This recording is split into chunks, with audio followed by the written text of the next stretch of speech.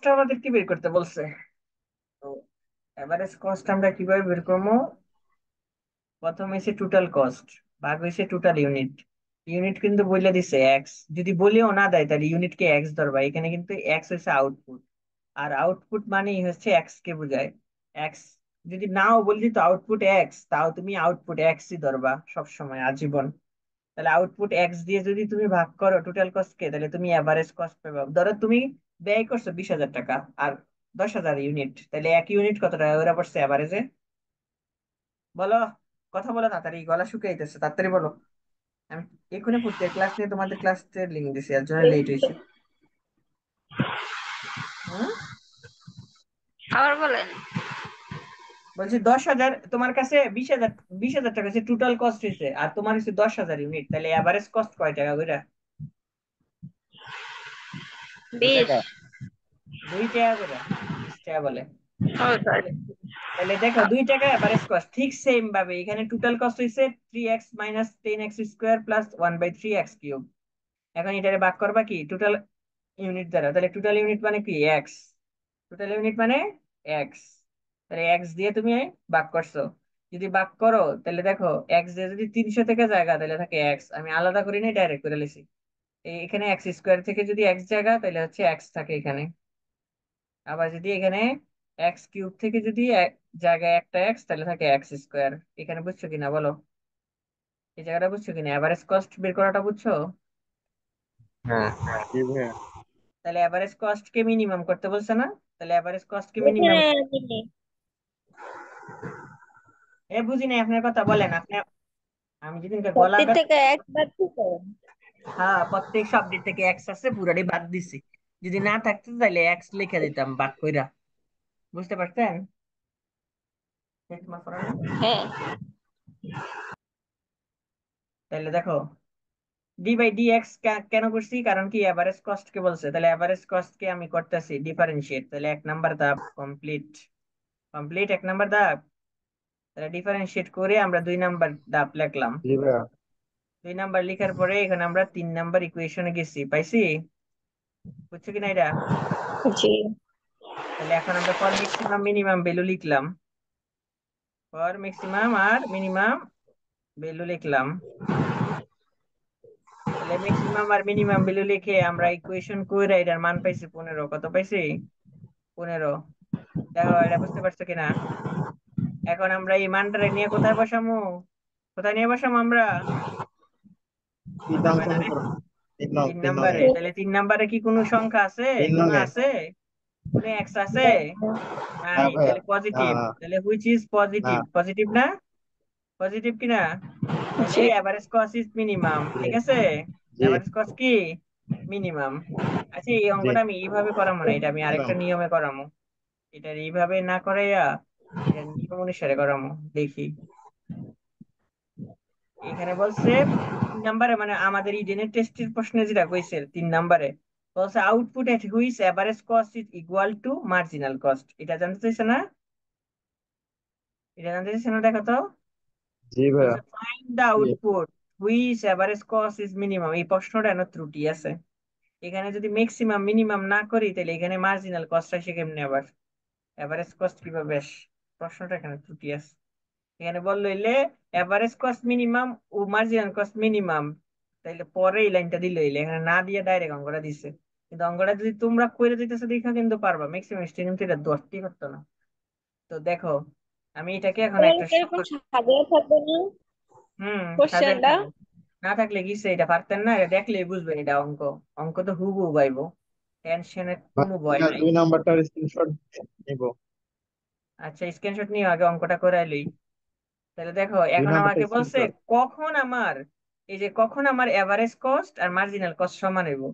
হয় না? এক এক্স ইজিক্যাল টু 15, এটা বসায় করা যায়, এটা ছাড়া আমি করবো, ঠিক আছে? এটা মনে করো নাই, এটাকে সাইড পরিবর্তন করবো। কি করবো? সাইড পরিবর্তন। দেখো একদম সাইড পরিবর্তন করবো। 300 বিয়োগ হইছে 10x প্লাস হচ্ছে 1/3। মানে কখন হইব এটা? এইভাবে করা যায়, অনেকভাবে করা যায়। 15 মান বসে এটা করা যায়, কিন্তু আমি এটা এইভাবে না, এটা অ্যাপ্রোপ্রিয়েট নিয়ম হয়েছে এটা এইভাবে, মানে সাইড পরিবর্তন কইরা।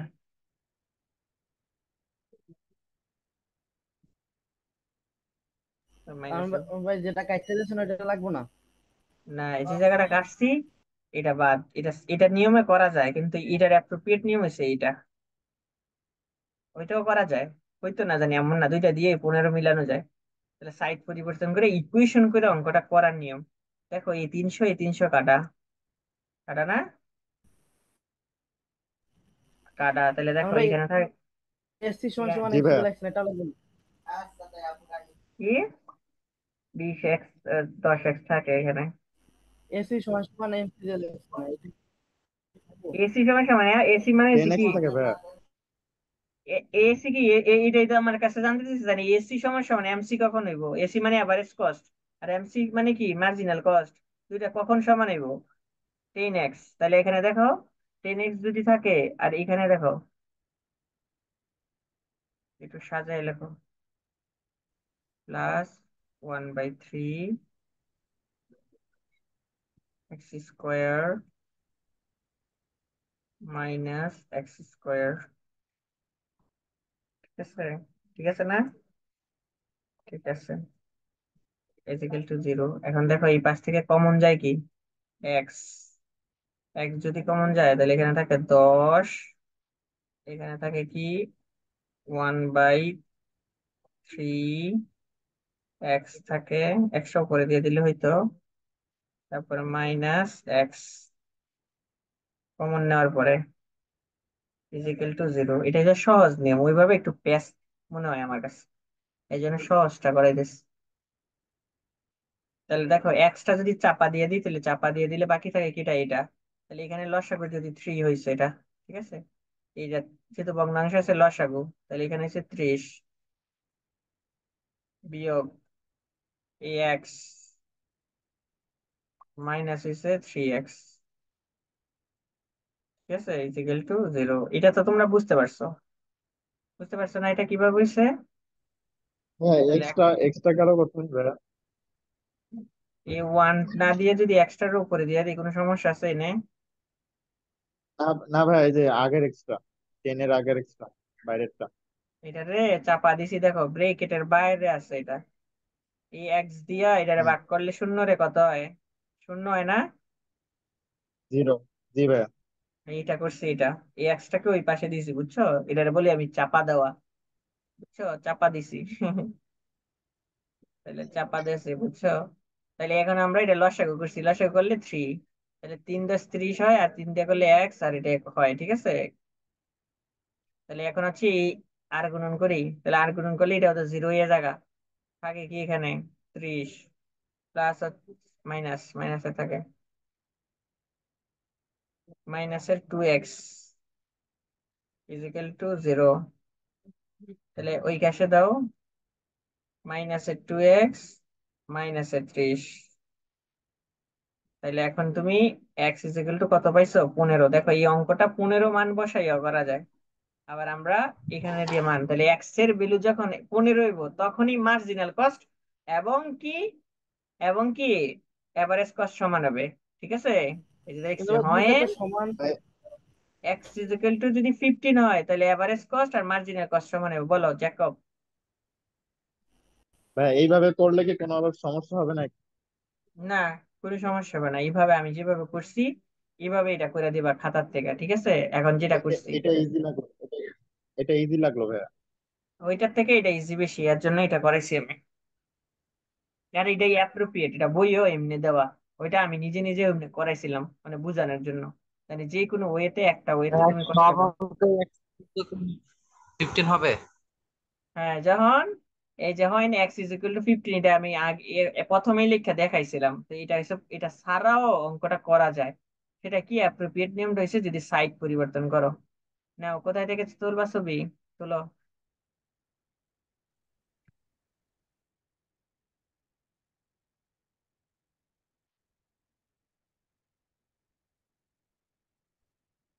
ভাই নিচে যান।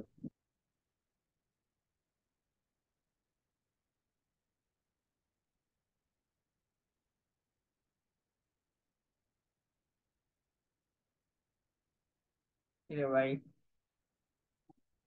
কোন পর্যন্ত গেছিল?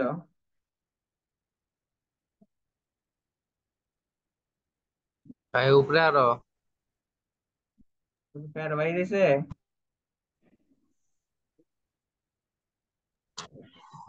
নিচে না, উঠানো করে একটু। আর একটু আরেকটু নিচে।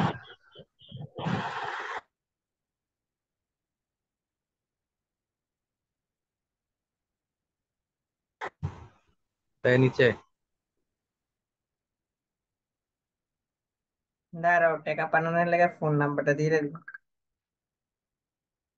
টাকাই তো আসলো, ভাই শুনছো একদিন না? ঠিক এত টাকা বলতেছিল, দিয়ে কি করবেন? আরে কি কয়, টাকা তো এই 2-1 বছর এই পরে কামাইতে পারবো, পরে তো 20,000 টাকা স্যালারি, চাকরি করবো, পরে কি টাকা আইবো। এর লাগে একবারে সব কামাই নিতেছেন, ভালো বলতে। আপনারা তো অনলাইন 4 বছর আমার কাছে পড়বেন। ভাইয়া ওই জায়গার রোডটুক তো বাকি আছিল মনে হয়। হ্যাঁ ভাই কোনটা উপরে আপনি যে বাকি আছে। হয় যে একটু এই যে আর নিচে, আরেকটু হ্যাঁ। উড়ান, আরেকটু উড়ান। হ্যাঁ এটা হইছে, হইছে হইছে।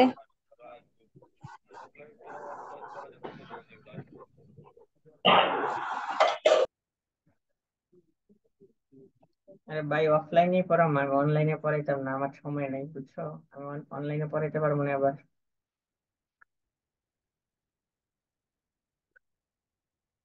অনলাইনে পড়ানোর লাগে বলে, আমি অনলাইনে পড়ানোর টাইমে দিতে পারতেছি না, আমি কেমনে দিতাম টাইম।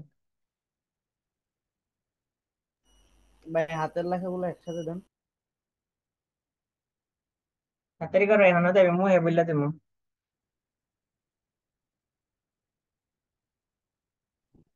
উপরে উঠান।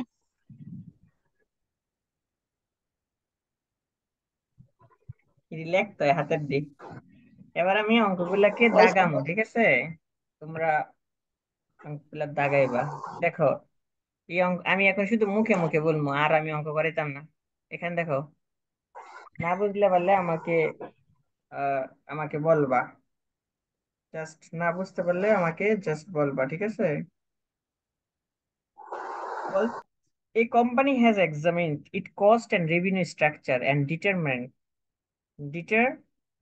that total cost C, total revenue R, and total number of unit product X are related as follow.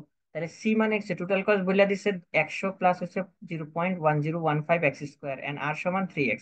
আর মানে রেভিনিউ আমরা জানি, ঠিক না? ঠিকই না? তাহলে এখন তুমি লাইনটা পড়ো, পড়ো পরের লাইনটা পড়ো। পরের লাইনটা কি বলছে দেখো তো। বলছে find the level production that will maximum profit of company. তাহলে তোমাকে ম্যাক্সিমাম প্রফিট বের করতে বলছে। এখানে কি প্রফিটের ফাংশন দেওয়া আছে? প্রফিটের ফাংশন দেওয়া আছে নাকি? তাহলে কি প্রফিট বের করতে পারবা? ভাই এখানে তো প্রফিটের ফাংশন দেওয়া নাই। তাহলে দেওয়া প্রফিটের আছে ফাংশনটা কি মার্জিনাল। করতে হইব? প্রফিটের ফাংশন দেওয়া নাই, তাহলে প্রফিটের ফাংশন যদি দেওয়া না থাকে, এটা বার করতে পারবা না প্রফিট? পারবা কিনা? কেমনে? মাথার মাইরে বাড়ি দেবো কেমনে কইলে। এই দেখেন, এদিকে তাকান। আন্নেকে যন্ত্রণায় বাঁচলাম না। দেখেন, টোটাল কস্ট দেওয়া আছে আর রেভিনিউ দেওয়া আছে। রেভিনিউ মাইনাস টোটাল কস্ট, তাইলেই তো হয়ে জায়গা না? কেমনে মাইনাস করবো এটা? কেমনে ভাই বলে মাইনাস কস্ট করবো? থেকে রেভিনিউ মাইনাস করে তো প্রফিট কস্ট পাওয়া যায়। থেকে বাদ দেয় নাকি রেভিনিউ থেকে? তাহলে রেভিনিউ সরি সরি মাইনাস ভাই, দিছে রেভিনিউ, কস্ট। রেভিনিউ তাহলে মাইনাস রেভিনিউ কস্ট। কত? রেভিনিউ কত? 3x। 3x না?